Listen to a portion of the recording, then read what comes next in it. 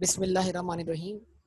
तो last classes के अंदर हम different cases of elasticity of demand को समझने के बाद आज हम ये जानना चाहते हैं जनाब कि इलास्टिसिटी कैलकुलेट कैसे होती है और इलास्टिसिटी कैलकुलेट करने के लिए हमारे पास कौन कौन से मेथड्स अवेलेबल हैं। तो बेसिकली हमारे पास जो है वो दो मेथड अवेलेबल हैं। मेथड वन, इसको हम कहते हैं जनाब टोटल रेवेन्यू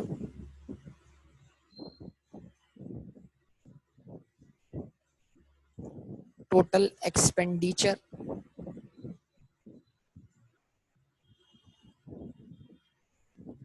या टोटल आउटले।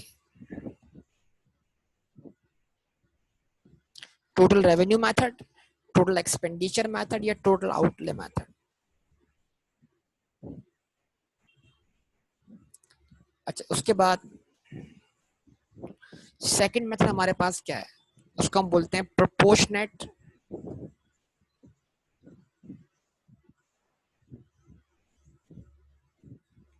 और परसेंटेज मेथड।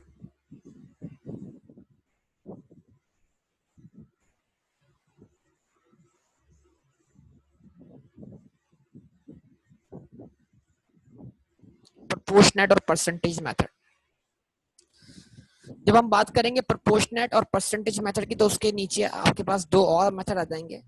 एक मेथड का नाम होगा आर्क इलास्टिसिटी ऑफ डिमांड,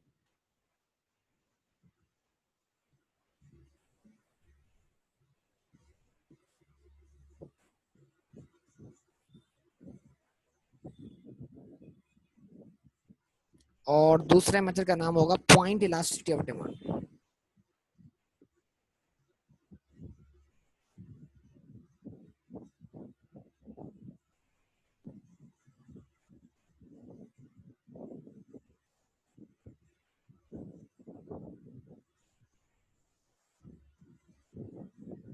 ठीक है जी, arc elasticity of demand and point elasticity of demand, ये इसके नीचे दो फर्दर मेथड आएंगे, पर इनके नीचे भी कुछ फर्दर पॉइंट्स आएंगे, डिस्कस करेंगे आपसे। तो ये हमारे पास डिफरेंट मेथड्स हैं जिसको हम क्या बोलते हैं, total revenue method, total expenditure method या टोटल आउटले मेथड। बात एक ही है, इनको आप किसी भी नाम से पुकार लें। उसके बाद नंबर टू हमारे पास प्रोपोर्शनेट और परसेंटेज मेथड है, और इसके नीचे दो मेथड आएंगे आपके पास, arc elasticity of demand and point elasticity of demand. तो बात शुरू करते हैं कहाँ से बेटा, बात शुरू करते हैं हम टोटल रेवेन्यू मेथड से। ठीक है,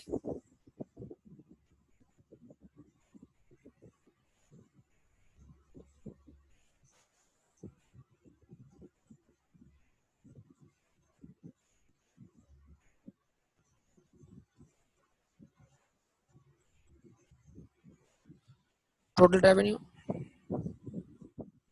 total expenditure,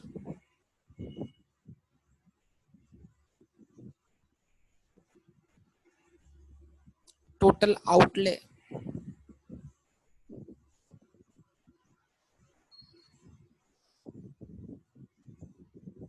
method.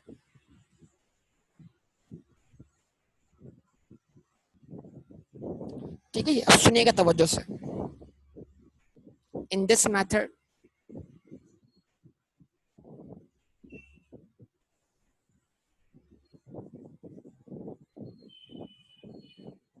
we compare total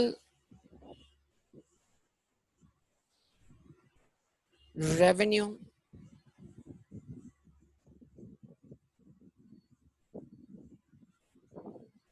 of a firm, बेचने वाले की रेवेन्यू और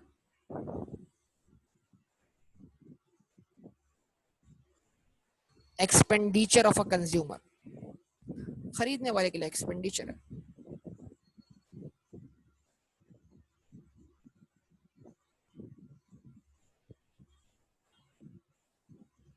बिफोर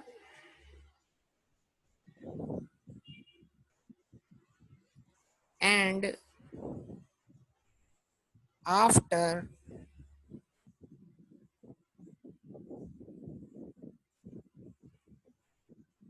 प्राइस चेंज।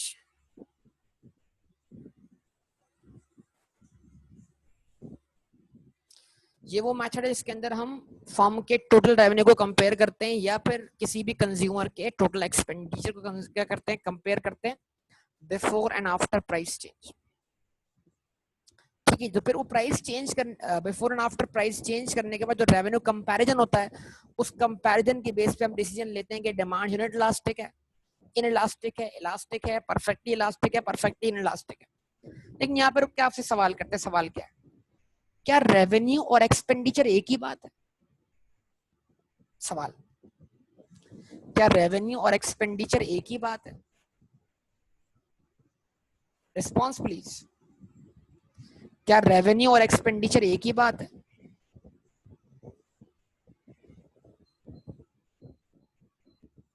रिस्पॉन्स दे बेटा।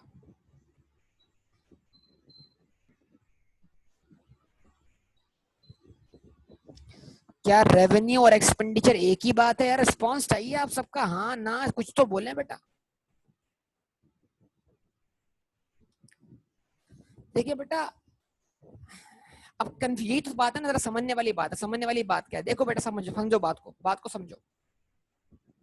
क्यों आइडिया नहीं है? आइडिया होना चाहिए ना। अगर मैं एक बिजनेस करता हूं तो मेरे रेवेन्यूज अलग होंगे, मेरे खर्चे अलग होंगे। मतलब अगर सेम पर्सन की बात की जाए तो सेम पर्सन के पॉइंट ऑफ व्यू से कभी भी रेवेन्यू और एक्सपेंडिचर एक बात नहीं है। जो मैं एक्सपेंडिचर करूंगा वो मेरी कॉस्ट है, और उस पर प्रॉफिट रख के मैं बेचूंगा, वो मेरी क्या है, रेवेन्यू। तो सेम पर्सन के लिहाज से एक बात नहीं है। लेकिन जरा देखिए, एक बात है भी। कैसे? देखिए कैसे, मैंने एक चीज बेची 1000 रुपए की, तो मेरे लिए रेवेन्यू। अगले बंदे ने खरीदी 1000 रुपए की, वो उसका एक्सपेंडिचर। तो सेलर का रेवेन्यू बायर के एक्सपेंडिचर के बराबर हुआ कि नहीं हुआ? यस और नो? जितने की मैं चीज बेच रहा हूं, ऑब्वियसली उतने की कोई चीज सामने वाला खरीद रहा है ना बेटा। क्या ख्याल है, बोलो। जितने की मैं चीज बेच रहा हूं उतने की सामने वाला खरीद भी तो रहा है ना। तो बेचने वाले के लिए रेवेन्यू हुआ ना। 1000 पूरा रेवेन्यू, भाई क्या हो गया? बेचने वाले के लिए रेवेन्यू है और खरीदने वाले के लिए क्या है, एक्सपेंडिचर है।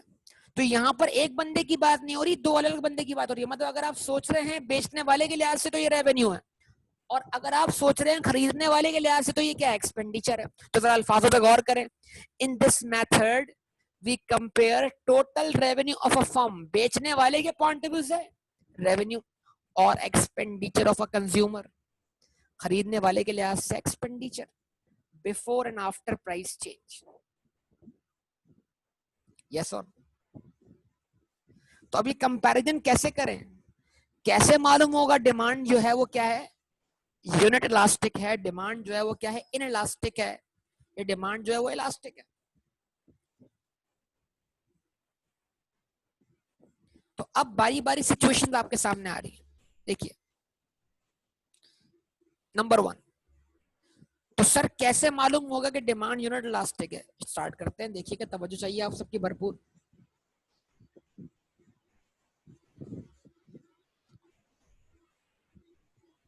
Number 1, sir verify what?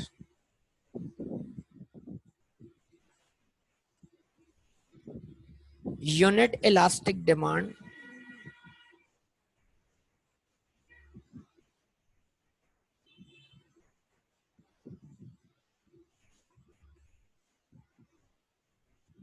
E is equal to 1। Unit elastic demand verify करें, E is equals to 1 verify करें। कौन से मेथड से वेरीफाई करें? टोटल रेवेन्यू मेथड या एक्सपेंडिचर मेथड। इफ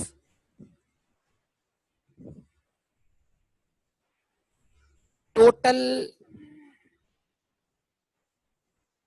रेवेन्यू, बहुत तवज्जो, बहुत तवज्जो,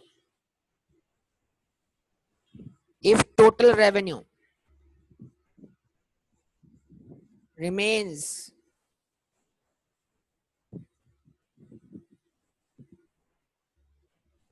unchanged बिफोर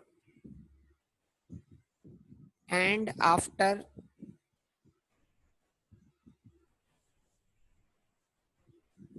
प्राइस चेंज। अगर प्राइस तब्दील होने से पहले और प्राइस तब्दील होने के बाद फर्म के रेवेन्यू को कोई फर्क नहीं पड़ रहा, फर्म उतना ही कमा रही जितना पहले कमा रही थी। अगर प्राइस कम होने से पहले, प्राइस तब्दील होने से पहले और प्राइस तब्दील होने के बाद कंज्यूमर के एक्सपेंडिचर पे कोई फर्क नहीं पड़ रहा, कंज्यूमर उतना ही एक्सपेंडिचर इनकर कर रहा है। पेट्रोल की प्राइस कुछ भी हो, खर्चा वो 100 रुपए कर रहा है, बोला 100 रुपए का पेट्रोल डाल दो, यस और नो? जवाब, when if total revenue remains unchanged before and after price change, total revenue को कोई फर्क, मतलब पेट्रोल पंप के रेवेन्यू को कोई फर्क नहीं पड़ा, इस तरह समझेगा बात को। मे भी प्रैक्टिकली थोड़ा बहुत फर्क पड़ता हो, लेकिन समझाने के लिए बात कर रहा हूँ। पेट्रोल पंप के टोटल रेवेन्यू को कोई फर्क नहीं पड़ा, आप जेब से उतना ही खर्चा कर रहे हैं पेट्रोल के लिए जितना आप पहले कहते थे। आप तो 100 जा रहे हैं, 100 रुपए का फिल करवा दो, ठीक है। इन डेप्थ जाएंगे तो थोड़ा बहुत फर्क पड़ जाएगा, लेकिन मैं जनरल सेंस में बात कर रहा हूँ। इन डेप्थ जाएंगे तो फर्क पड़ सकता है कि भाई अब पहले आप दिन में कितनी बार फिल करवाते थे, या 2 दिन में, 3 दिन में, हफ्ते में कितनी बार फिल करते थे, अब क्या उसकी फ्रीक्वेंसी चेंज हुई कि नहीं हुई? क्योंकि पेट्रोल की क्वांटिटी में तो फर्क पड़ा है ना। बहरहाल मैं इस चीज की बात नहीं कर रहा। क्वांटिटी में जरूर फर्क पड़ेगा, क्वांटिटी में जरूर फर्क पड़ेगा, लेकिन मैं बात कर रहा हूँ total revenue remains unchanged, total expenditure remains unchanged before and after price change. अगर आपका टोटल रेवेन्यू और टोटल एक्सपेंडिचर अनचेंज है प्राइस तब्दील होने से पहले और प्राइस तब्दील होने के बाद, तो इसका मतलब जान लेना बेटा कि डिमांड जो है यूनिट इलास्टिक है, ठीक है ना? सही है। तो अगर वो फेयर एंड लवली लगाने से पहले और लगाने के बाद कोई तब्दीली वाकया नहीं हुई तो डिमांड यूनिट इलास्टिक है, मतलब कोई फर्क नहीं पड़ा, ठीक है? सही है ना? ऐसे ही है ना? ओके जी। तो अब इस चीज को समझते हैं एग्जाम्पल के थ्रू। एग्जाम्पल क्या है? अब आप सब बताइए, रेवेन्यू किस चीज का नाम है?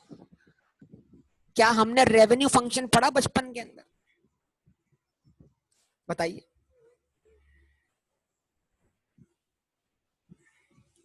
क्या हमने रेवेन्यू फंक्शन पढ़ा बचपन में? Yes, price multiplied by quantity. बेहतरीन बात। तो अब आप मुझे जरा देखा यहाँ पर सब लोग, सब कुछ बताइएगा जरा। एग्जाम्पल ले रहे हैं हम, एग्जाम्पल। बल्कि एग्जाम्पल से पहले एक लाइन लिख दो, फिर एग्जाम्पल लेता हूँ। If total revenue remains unchanged before and after price change,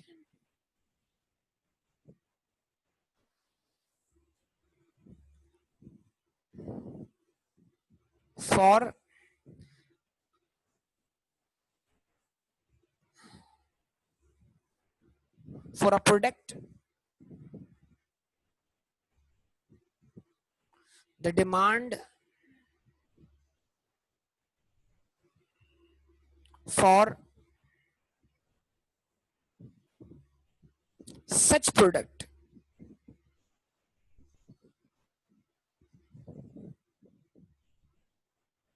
is said to be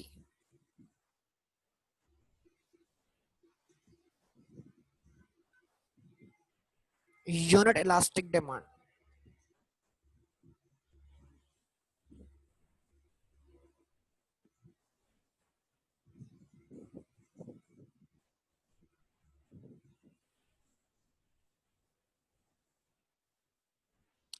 ठीक है जी। अच्छा, अब एग्जाम्पल ले लें। एग्जाम्पल आप सबकी बताइए, बात पे आते हैं वापस।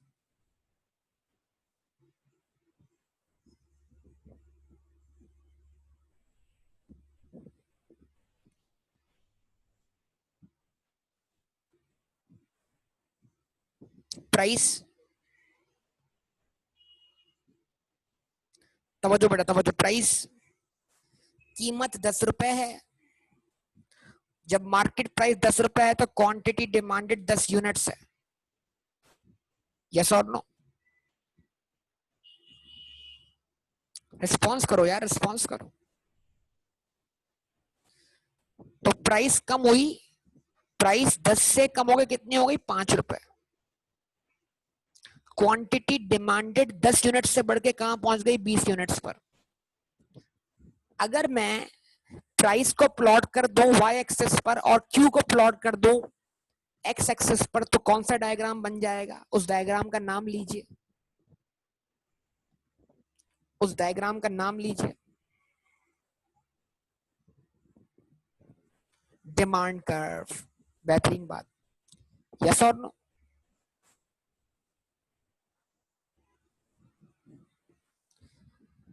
तो क्या प्राइस कम होने से क्वांटिटी डिमांड में इजाफा हो रहा है?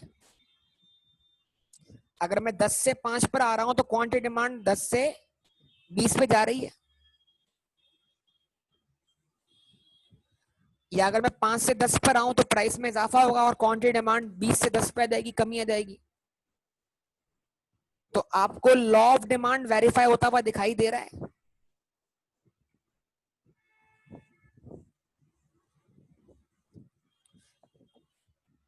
तो इसका मतलब जो अभी हम केस पढ़ रहे हैं उसका लॉ ऑफ डिमांड से कोई ताल्लुक नहीं है। लॉ ऑफ डिमांड अपनी जगह कायम रहेगा।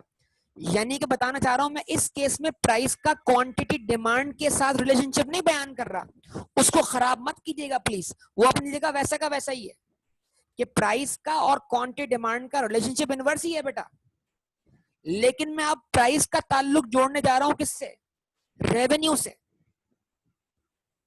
तो ऐसा ना हो कि प्राइस का ताल्लुक जब रेवेन्यू से जुड़ना हो तो आप प्राइस और क्वांटिटी डिमांड का रिलेशनशिप को साइडलाइन कर दें, वो अपनी जगह बरकरार रहेगा। यस और नो? तो प्राइस का और क्वांटिटी डिमांड का रिलेशनशिप एक अलग चीज है जिसका नाम लॉ ऑफ डिमांड है, और प्राइस का रेवेन्यू से ताल्लुक जोड़ना एक अलग चीज है जिसका ताल्लुक इलास्टिसिटी से है। ये दोनों अलग अलग बातें, इनको प्लीज मिक्स नहीं करिएगा। अब बताइए रेवेन्यू कैसे निकालते हैं? प्राइस को मल्टीप्लाई बाय क्वांटिटी से। यस और नो? रेवेन्यू फंक्शन क्यूएमटी में पढ़ा, रेवेन्यू फंक्शन क्यूएमटी में पढ़ा, वही अप्लाई हो रहा है आपके सामने यहां पर देखें। तो यहां पर हम क्या बोलेंगे? What is TR? टीआर मतलब total revenue. What is TET? मतलब टोटल एक्सपेंडिचर। बेचने वाला चीज कितने की बेच रहा है? 10 रुपए पर यूनिट के हिसाब से बेच रहा है। खरीदने वाला कितने की खरीद रहा है? 10 रुपए पर यूनिट के हिसाब से खरीद रहा है। तो एक यूनिट 10 रुपए का कितने यूनिट बेचे गए? 10 यूनिट बेचे गए। कितने यूनिट खरीदे गए? 10 यूनिट खरीदे गए। तो मतलब एक्सपेंडिचर कितना हुआ? 100 रुपए का हो गया। रेवेन्यू कितना जनरेट हुआ? 100 रुपए का जनरेट हुआ। यस और नो? रिस्पॉन्स चाहिए।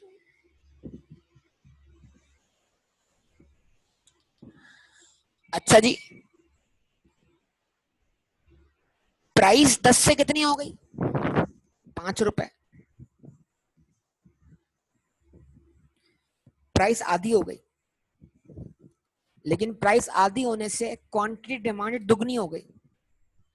तो रेवेन्यू में जो कमी आ रही थी, सुनिएगा अल्फाज, बड़े कीमती अल्फाज बोल रहा हूं, रेवेन्यू में जो कमी आ रही है प्राइस के कम होने से, वो कंपनसेट हो रही है क्वांटिटी के बढ़ने से।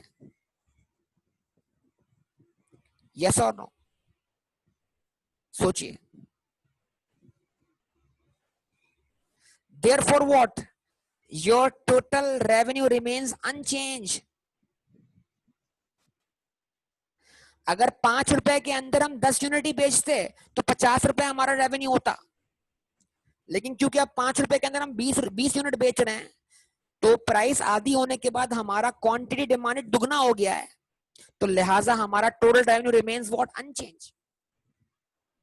क्या ख्याल है? तो क्या आपको दिखाई नहीं दे रहा कि जितना परसेंटेज चेंज प्राइस में आया है, एग्जैक्टली उतना परसेंटेज चेंज क्वांटिटी डिमांड में आया है। तो when percentage change in quantity demanded is equal to the percentage change in price, the demand for such good is said to be what? Unit elastic demand. समझे बात को या नहीं? लेकिन ये परसेंटेज चेंज वाली एग्जांपल हमें कहां देनी है? प्रोपोर्शनेट मेथड या परसेंटेज मेथड में. अभी हम कौन सा मेथड पढ़ रहे हैं? Revenue method.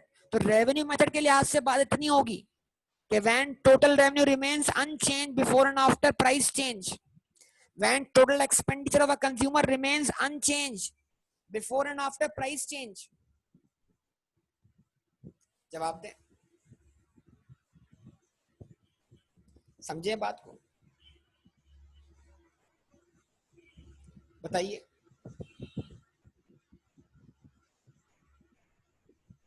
अच्छा जी, अब एक काम कर लेते हैं, इसका डायग्राम बना लेते हैं.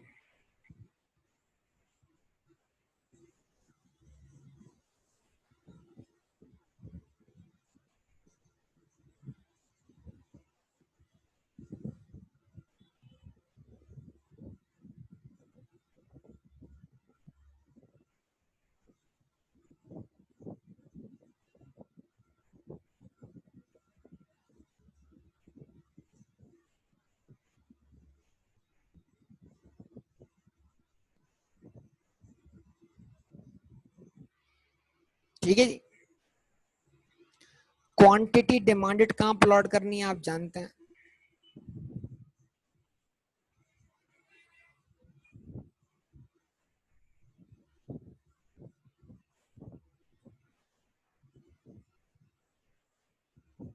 एक्स एक्सिस पर.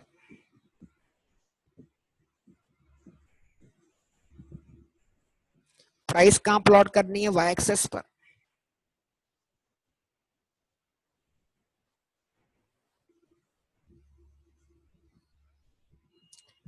ठीक है जी. क्वांटिटी पहले 10 थी, अब क्वांटिटी कितनी हो गई? दुगनी हो गई. तो जितना फासला 0 से 10 तक का है, एग्जैक्टली उतना फासला मैंने 10 से 20 तक का रख लिया, क्योंकि डिफरेंस 10 का ही चल रहा है. अच्छा, और परसेंटेज के लिहाज से ये चेंज बराबर है, तो मैं जितना फासला 0 से 10 का रखूंगा, इस तरह उतना ही फासला 0 से 5 तक का रख दूंगा, ताकि वो एक मुझे बैलेंस परसेंटेज के लिहाज से वैल्यू जो है बराबर दिखाई दे. तो 0 से 5 तक का फासला, 0 से 10 तक का फासला. जवाब देंगे आप लोग बेटा? अच्छा जी. अब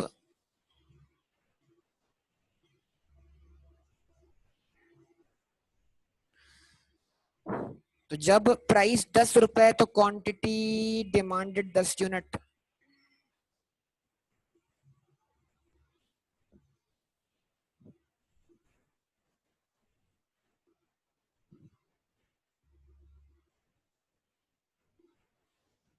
जब प्राइस 10 से 5 रुपए हो गई तो क्वांटिटी डिमांडेड जो है वो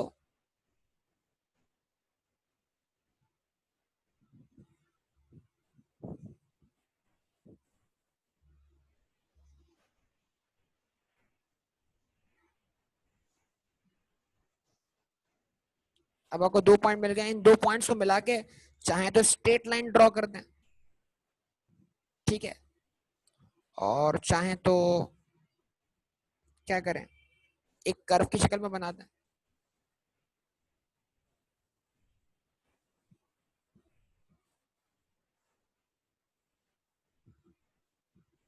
अप टू यू, आपके ऊपर डिपेंड करेगा.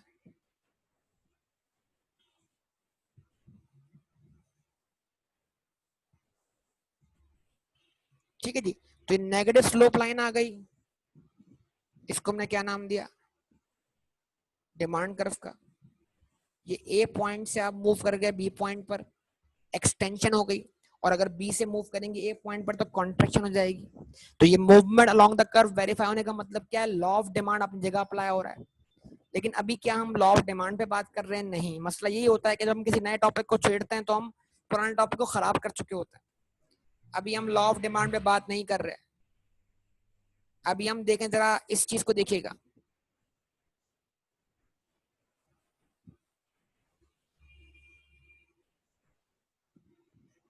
इस बॉक्स को देखिएगा, बॉक्स को. इस बॉक्स को मैं शेड कर रहा हूं,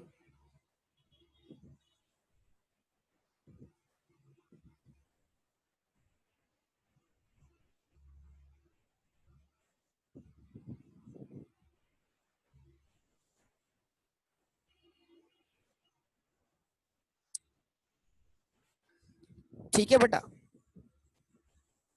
शेड करने का मतलब क्या हुआ? अब देखो बात समझना, ज्योमेट्रिकली इजाफी बातें कर रहा हूँ लेकिन समझाने के लिए कर रहा हूँ। ज्योमेट्री वो जो क्या कहते हैं थ्योरम्स है ना, थ्योरम्स, वो समझ क्यों नहीं देते? क्या मसला है कि हम लोग को समझने की कोशिश नहीं करते थे, मसला ही है।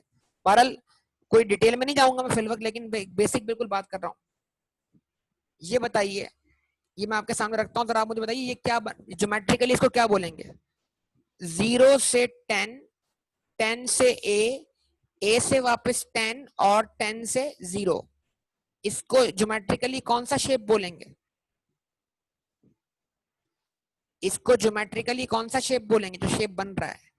रेक्टेंगल। रेक्टेंगल, यस और नो? जबरदस्त, बेहतरीन। तो किसी भी रेक्टेंगल का एरिया कैसे निकालते हैं बेटा? एरिया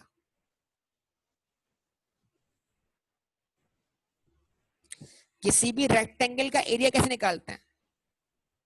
एक साइड को बोलते हैं लेंथ, एक साइड को बोलते हैं ब्रेथ, यस और नो? और length into breadth is equals to what? Total area. Response चाहिए यार, बराए मेहरबानी रिस्पांस चाहिए। तो अगर मुझे 0 से 10, 10 से ए से 10 और 10 से 1 का मतलब ये मुझे एरिया निकालना है पूरा का पूरा, सारा का सारा, तो मुझे लेंथ, ये रही length 10, price breadth 10, quantity demanded. तो अगर मैं 10 को 10 से मल्टीप्लाई करता हूं तो आंसर क्या आता है? 100 आता है, यस और नो? यस और नो? तो इसका मतलब क्या हुआ? इसका मतलब ये हुआ कि रेक्टेंगल 0 से 10, 10 से ए से 10 और 10 से 0 का जो एरिया है वो 100 के बराबर है, यानी ज्योमेट्रिकली ये रेक्टेंगल मेरे टोटल रेवेन्यू को रिप्रेजेंट कर रहा है, यस और नो?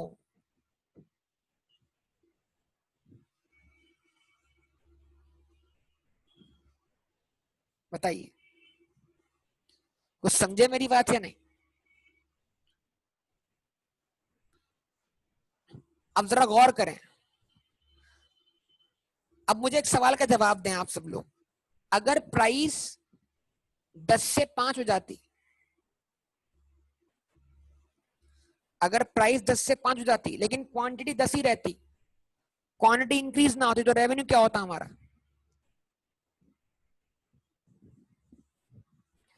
अगर प्राइस 10 से 5 हो जाती और क्वांटिटी इंक्रीज ना होती तो रेवेन्यू क्या होता हमारा? 50 हो जाता ना, 50, आधा हो जाता। बेहतरीन बात, बेहतरीन बात।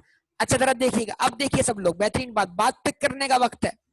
ये 0 से 10, 10 से ए और 10, ये पूरा टोटल रेवेन्यू 100, तो फिर ये रेवेन्यू इतने से आधा हो जाता, ये डब्बा गायब हो जाता जो जो मैंने शेड किया हुआ है ग्रीन वाला, और ये आधा हो गया, कितना रह जाता? 0 से 5, 5 से ये पॉइंट, पॉइंट से 10, आधा, यस और नो? लेकिन हो क्या रहा है, क्योंकि क्वांटिटी में इजाफा हो रहा है, तो प्राइस के कम होने से, प्राइस के कम होने से जो रेवेन्यू में कमी आ रही है वो कंपनसेट कैसे हो रही है? क्वांटिटी में इजाफा होने से। तो ये डब्बा कम हो गया है प्राइस के कम होने से, लेकिन ये डब्बा दोबारा ऐड हो गया है क्वांटिटी बढ़ने से,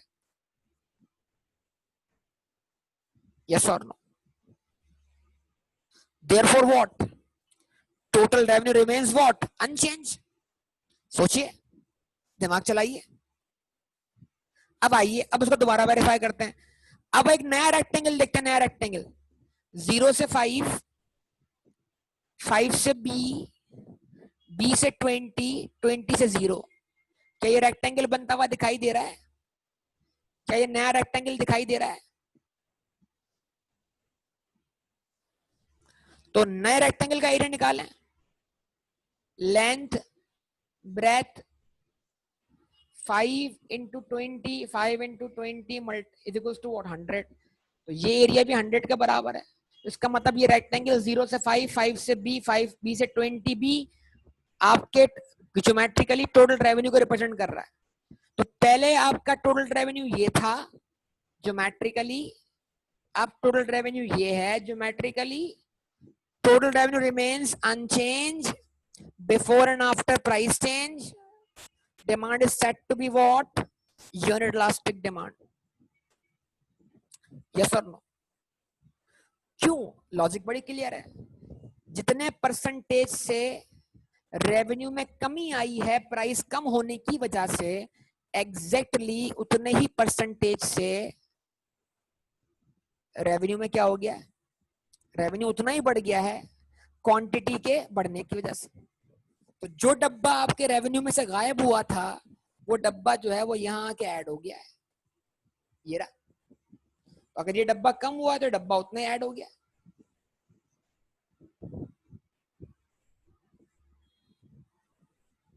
क्या ख्याल है? Total revenue remains unchanged before and after price change.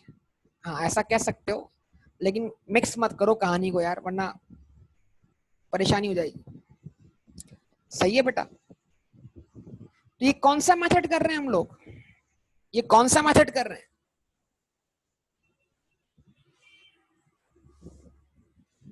ये कौन सा मेथड कर रहे हैं हम? रेवेन्यू मेथड कर रहे हैं ना? अच्छा, लेकिन वेरिफिकेशन के लिए, जस्ट फॉर वेरिफिकेशन, जो अगला हिस्सा है ना, जो इस तरफ है राइट साइड पर, ये रेवेन्यू मेथड का पार्ट नहीं है। ये प्रोपोर्शनेट और परसेंटेज मेथड है, जिसका फॉर्मूला हमने पहले ही पढ़ लिया था और उस वक्त इसको नाम नहीं दिया था। तो यहां लिख रहा हूं फॉर वेरिफिकेशन, इजाफी काम कर रहा हूं कि मैं इस आंसर को वेरीफाई कर रहा हूं प्रोपोर्शनेट और परसेंटेज मेथड से। ये काम अलग से हो रहा है। अच्छा जी, अब बताइए प्रोपोर्शनेट और परसेंटेज मेथड के हिसाब से इलास्टिसिटी ऑफ डिमांड का फॉर्मूला क्या था? Qn minus Q not, Qn plus Q not divided by 2। अच्छा, Pn माइनस P नॉट,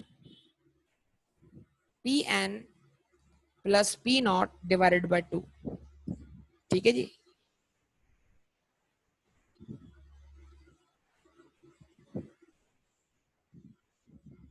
जवाब दें बेटा, जवाब दें।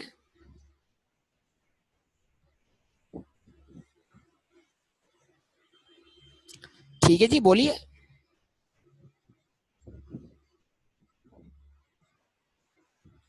अब आपसे सवाल करता हूं, बताइए।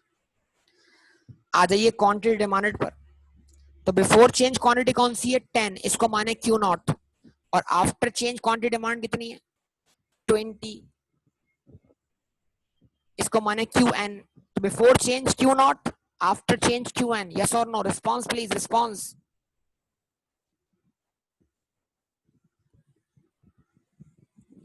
अप्लाई करते हैं फॉर्मूला। Qn क्वांटिटी डिमांड तब्दीली के बाद 20, क्वांटिटी डिमांड तब्दीली से पहले 10,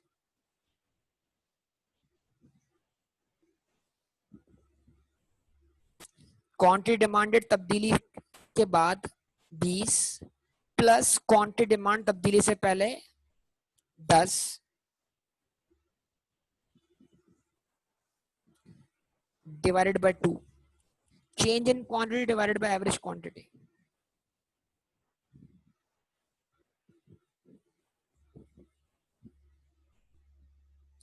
प्राइस तब्दीली के बाद 5, प्राइस तब्दीली से पहले 10, प्राइस तब्दीली के बाद 5, तब्दीली से पहले 10 डिवाइडेड बाय 2।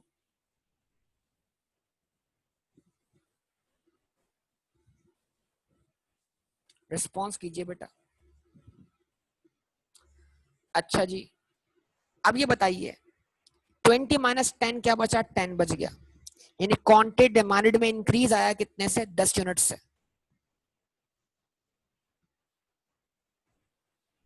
जवाब दें बेटा। 20 प्लस 10 30 डिवाइड बाय 2 हो गया 15. Change in quantity 10 divided by average quantity 15.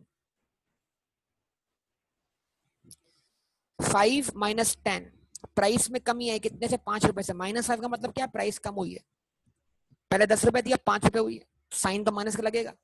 5 plus 10 15 divide by 2, answer क्या हो गया? 7.5. जवाब दें.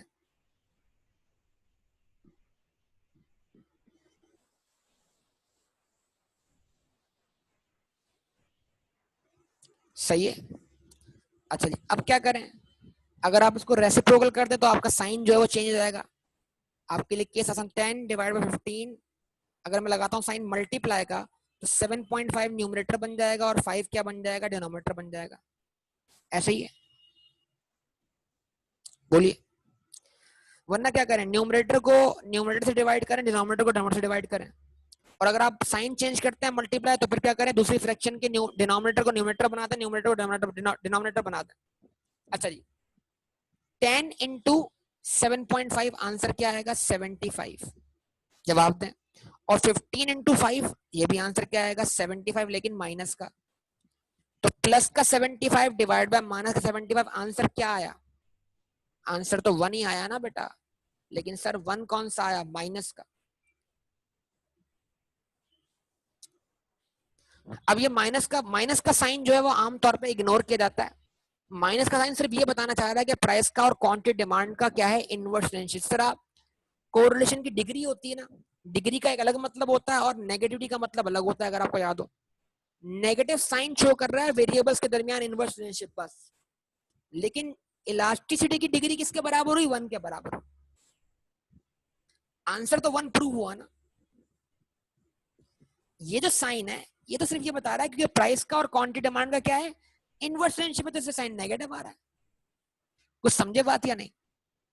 तो साइन का इंटरप्रिटेशन अलग है जनाब, और डिग्री का इंटरप्रिटेशन क्या अलग है.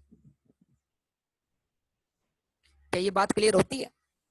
तो क्या आंसर वेरीफाई हुआ यूनिट इलास्टिक डिमांड के बराबर? जवाब दें. क्या percentage change in quantity demand बराबर आ गया परसेंटेज चेंज इन प्राइस के? ये आपके सामने. क्या बोले इसको बेटा? Total revenue method. यस और नो? बताइए. बोलिए, सिचुएशन बोलिए. बात समझ में आती है? चले. ओके.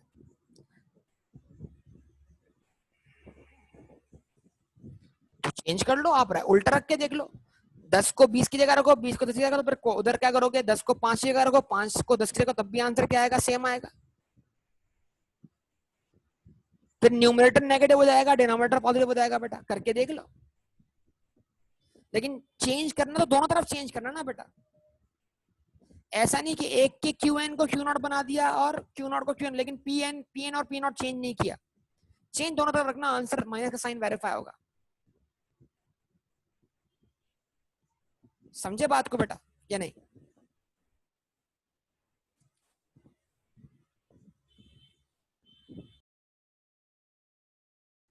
जी जनाब. तो बात क्लियर होगी इंशाल्लाह. जवाब दीजिए बेटा. आप सबको क्लियर है बात ये वाली? तो मैं आगे बढ़ता हूं. अच्छा जी, तो अब अगला हिस्सा. अगला हिस्सा क्या है?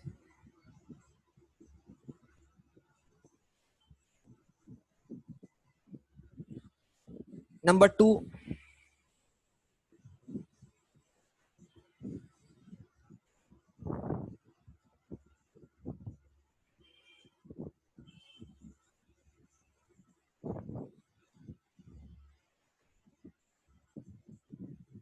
Elastic demand.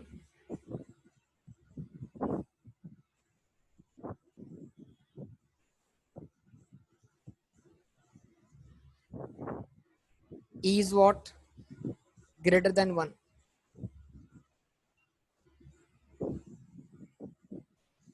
जवाब दें.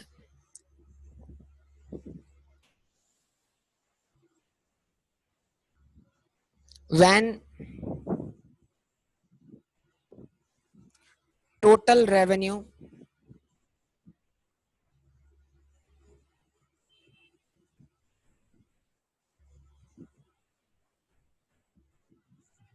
behaves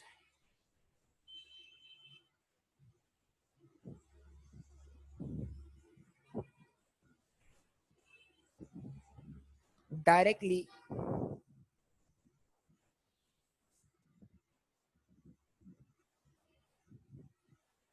with, sorry directly नहीं,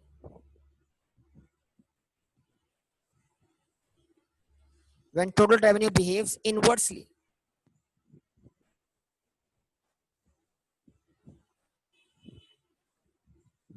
with price change.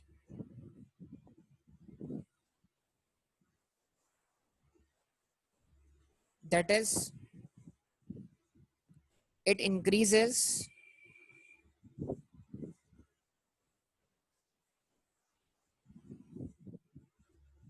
with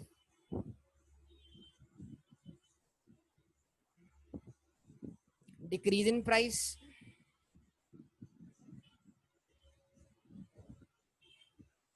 and decreases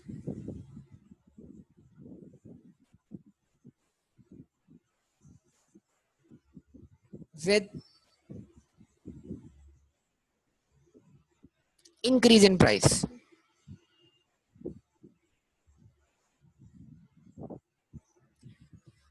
When total revenue behaves inversely with a price change, that it increases with decrease in price and decreases with increase in price. The demand for such goods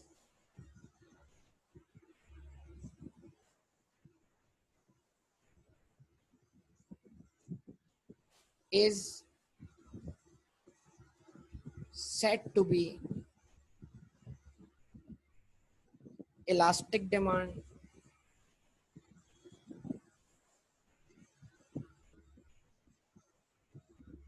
or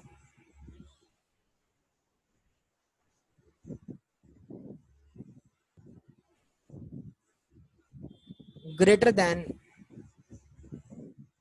unit elastic demand.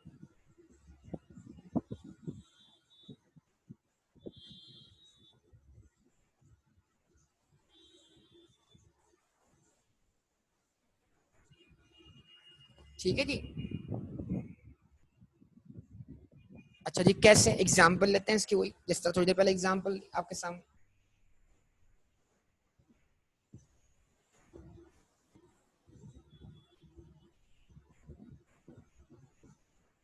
Example,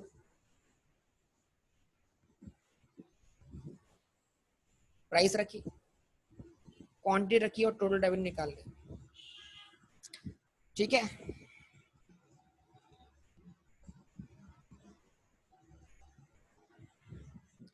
अच्छा जी, price 10 रुपए per unit, quantity demand 10 units. Price कम हो गई 10 से 8 रुपए. Quantity demanded 10 से बढ़ के कितनी हो गई? 20 यूनिट्स. तो पहले तो ये बताइए, लॉ ऑफ डिमांड वेरीफाई हो रहा है? मैंने बार बार बोलूंगा आपको, बराए मेहरबानी इस रेवेन्यू के चक्कर में अपना क्वांटिटी डिमांड का प्राइस के साथ रिलेशनशिप खराब मत कीजिएगा प्लीज. प्राइस 10 रुपए थी, प्राइस 10 रुपए थी बेटा, तुम पिटोगे मेरे हाथ से, हम मत, सीरियस बोल रहा हूँ, मैं तो समझाते हुए चल रहा हूँ पीछे से बेटा. प्राइस 10 रुपए से कितनी हुई? 8 रुपए. प्राइस में क्या आई? प्राइस में क्या आई? कमी आई. क्वांटिटी डिमांड में क्या हुआ? 10 यूनिट से 20 यूनिट हो गई. क्वांटिटी डिमांड में क्या हुआ? इजाफा हुआ. तो लॉ ऑफ डिमांड है, एग्जिस्ट कर रहा है. इस केस में भी प्राइस का और क्वांटिटी डिमांड का क्या है? इनवर्स रिलेशनशिप है. यानी दोनों एग्जांपल्स के अंदर लॉ ऑफ डिमांड पे तो कोई फर्क नहीं पड़ा ना बेटा. लॉ ऑफ डिमांड वैसे का वैसा ही है. यस और बोलो, बोलो. अच्छा जी, अब रेवेन्यू निकाल लो. देखो रेवेन्यू मेथड में प्राइस का ताल्लुक रेवेन्यू से जोड़ो, 10 इंटू 10 100, 8 इंटू 20 160। तब हुआ क्या, प्राइस कम हो गई, प्राइस कम हो गई, टोटल रेवेन्यू क्या हो गया, इंक्रीज हो गया। पहले 100 था, कितना हो गया, 160 हो गया। अगर इसको यहां से शुरू करो, प्राइस 8 से कितनी कर दी आपने, 10 रुपए कर दी, तो टोटल रेवेन्यू 160 के से गिर के कितना हो गया, 100 हो गया। ऊपर वाली लाइन पढ़ो, ऊपर वाली लाइन पढ़ो, when total revenue behaves inversely, जब टोटल रेवेन्यू इनवर्स बिहेव करे, किसके साथ, प्राइस के साथ। तो जब प्राइस 10 रुपए थी तो टोटल रेवेन्यू 100 रुपए था। जब प्राइस 10 से 8 हुई, प्राइस में कमी आई, तो टोटल रेवेन्यू क्या हो गया, 100 से 160 रुपए हो गया।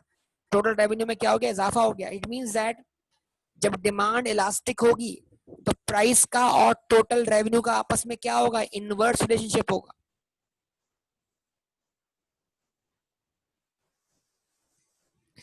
प्राइस का और क्वांटिटी डिमांडेड का रिलेशनशिप एक अलग बात है, और प्राइस का और टोटल रेवेन्यू का रिलेशनशिप एक अलग बात है। तो when total revenue behaves inversely with price change, that is what it increases with decrease in price and decreases with increase in price. The demand for such good is said to be elastic demand. बोलिए, और greater than unit elastic demand। नहीं समझ आती बात बेटा, बताइए। और हमाद का पिटने की बात सुनते ही क्या हो गया, बात समझ में आना शुरू हो गई।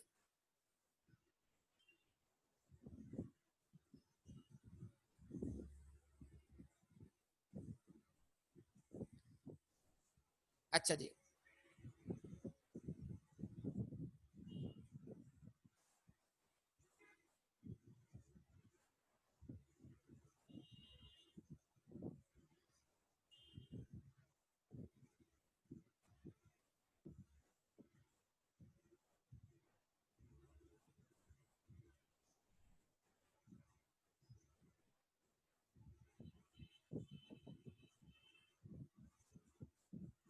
चलिए जी, ओके। क्या प्लॉट करें, क्वांटिटी डिमांडेड प्लॉट करें, कहां पर बेटा,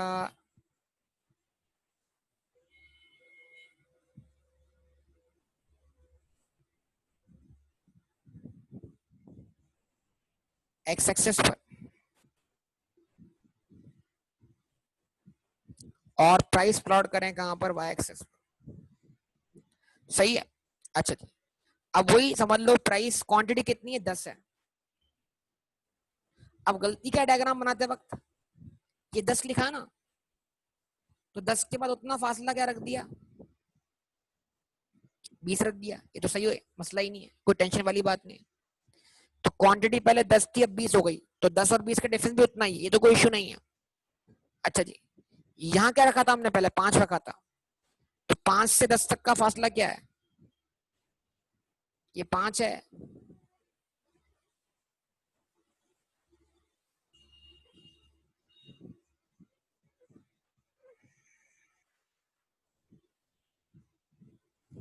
तो ये 5 से 5 में 5 प्लस कर 10 है, तो स्केल बना लें इसके अंदर। लेकिन जहां मैंने 5 लिखा है, अगर आपने वहां 8 लिख दिया ना, तो फिर आपका डायग्राम सही नहीं बनेगा। स्केलिंग के लिए लिखा है मैंने, ताकि स्केल बराबर बन जाए। तो अब 5 से लेकर 10 तक के स्केल को आप इक्वली डिवाइड कर दें। अगर ये 6 है, और ये फिर ये 7 है, और फिर ये 8 है, और ये फिर ये 9 है, तो उसके बाद ऊपर क्या हो गया, 10 आ गया। ये सर नो, जवाब दें। स्केल सही से बना लीजिए। तो 8 वहां नहीं आएगा जहां 5 आ रहा है, क्योंकि 0 से 8 तक का फासला बराबर नहीं हो सकता 8 से 10 तक के फासले के। फिर आप स्केलिंग गलत करेंगे, डायग्राम सही नहीं बनेगा आपका। जवाब दीजिए, आप सबसे जवाब मांग रहा हूं मैं।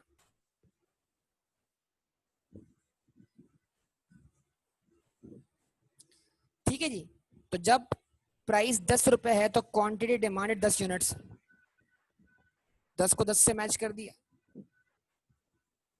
ये पॉइंट आ गया। लेकिन जब प्राइस जो है वो 8 रुपए है, तो क्वांटिटी डिमांडेड 20 यूनिट है। अब इसको क्या करें, 8 से मैच करवाएं। तो आपको बाकायदा एक शेप दिखेगा, बाकायदा जो बॉक्स दिखेगा वो थोड़ा अलग नहीं होकर दिखेगा। ये एक पॉइंट है, दूसरा पॉइंट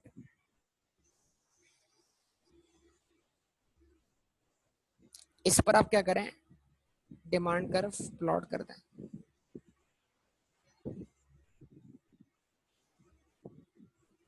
ठीक है, और ये डिमांड का फ्लैट बनेगा, फ्लैट मतलब लेटा हुआ, आराम फरमा रहा है। यस और नो? ये डिमांड कर्व जो है नियर टू हॉरिजॉन्टल है।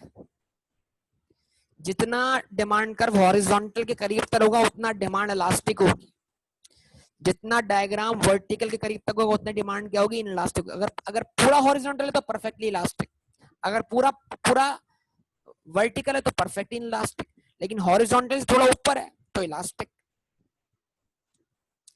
वर्टिकल से करीब तर है तो इनलास्टिक, और हॉरिजॉन्टल और वर्टिकल के बिल्कुल बीच में तो यूनिलास्टिक। इसका मतलब एंगल चेंज होने से क्या हो रहा है, डिमांड कर्व का एंगल चेंज होने से क्या हो रहा है, इलास्टिसिटी चेंज हो रही है। यस और बोलिए, रिस्पॉन्स दीजिए।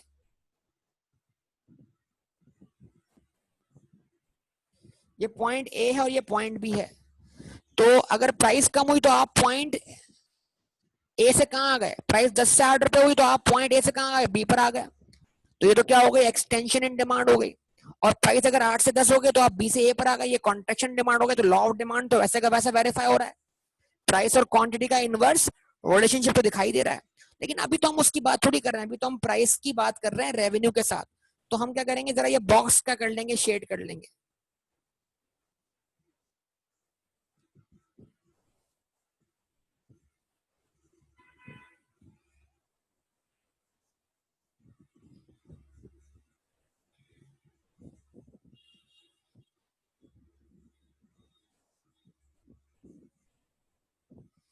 क्लियर दिख रहा है, क्या दिख रहा है, प्राइस कम होने की वजह से जो रेवेन्यू में कमी आ रही है वो कम है, और क्वांटिटी बढ़ने की वजह से जो रेवेन्यू में इजाफा हो रहा है वो ज्यादा है। तो प्राइस का कम होना रेवेन्यू को कम तो कर रहा है, लेकिन क्वांटिटी डिमांड इतने बड़े पैमाने से बढ़ रही है कि वो जो रेवेन्यू आपका इंक्रीज हो रहा है ना, वो पहले जितना कम हुआ उससे भी ज्यादा इंक्रीज हो रहा है। यस और नो? आपका जो नया रेक्टेंगल है वो पुराने रेक्टेंगल से क्या बन रहा है, बड़ा बन रहा है। तो क्वांटिटी डिमांडेड का परसेंटेज चेंज ग्रेटर देन हुआ किसके, प्राइस के परसेंटेज चेंज के मुकाबले में।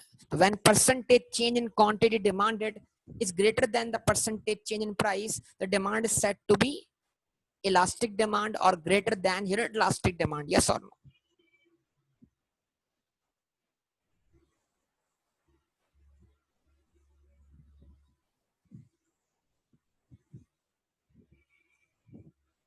बोलिए।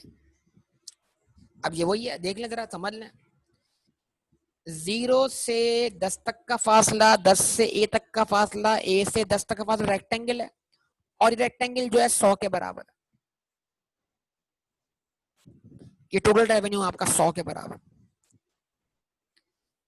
फिर नया रेक्टेंगल बना प्राइस कम होने के बाद, 0 से 8, 8 से बी, और बी से 20 और 0, ये रेक्टेंगल 160 के बराबर है। यानी जरा समझिएगा बात को, आपका जो, अगर आपका प्राइस कम होने के बाद क्वांटिटी सेम रहता तो आपका नया रेवेन्यू क्या होता, 80 रुपए होता। तो आपके रेवेन्यू में प्राइस कम होने से, आपके रेवेन्यू में प्राइस कम होने से जो कमी आ रही है वो 20 रुपए से आ रही है। ये अगर 100 रुपए है तो 20% प्राइस कम हो गई। 20% प्राइस कम होने से आपका रेवेन्यू 20% से क्या हो गया, कम हो गया। यानी रेवेन्यू के 20 रुपए अब आपकी जेब में नहीं आ रहे प्राइस कम होने की वजह से। लेकिन क्योंकि क्वांटिटी डिमांडेड में दुगना इजाफा हो गया, तो वो क्या कर रहा है, आपके रेवेन्यू को क्या कर रहा है, इंक्रीज कर रहा है। तो 8 मल्टीप्लाई बाय 10, 80। यस और नो? तो 20 यहां से कम हुए, 80 यहां से क्या हुआ, इंक्रीज हुआ। तो 20 की कमी और 80 का इंक्रीज, नेट इंक्रीज किसके बराबर हुआ? 160 के। यस और नो? 20 कम हुए, 80 बढ़ गए, तो नेट इम्पैक्ट कितना आया? 60 आया। तो आपका रेवेन्यू टोटल कितना हो गया? 100 से 160 हो गया ना बेटा। तो प्राइस कम होने की वजह से रेवेन्यू में 20 की कमी आ रही है, लेकिन क्वांटिटी दुगनी होने की वजह से रेवेन्यू में 80 का इजाफा हो रहा है। तो net impact on revenue is what? 60। Yes और नो?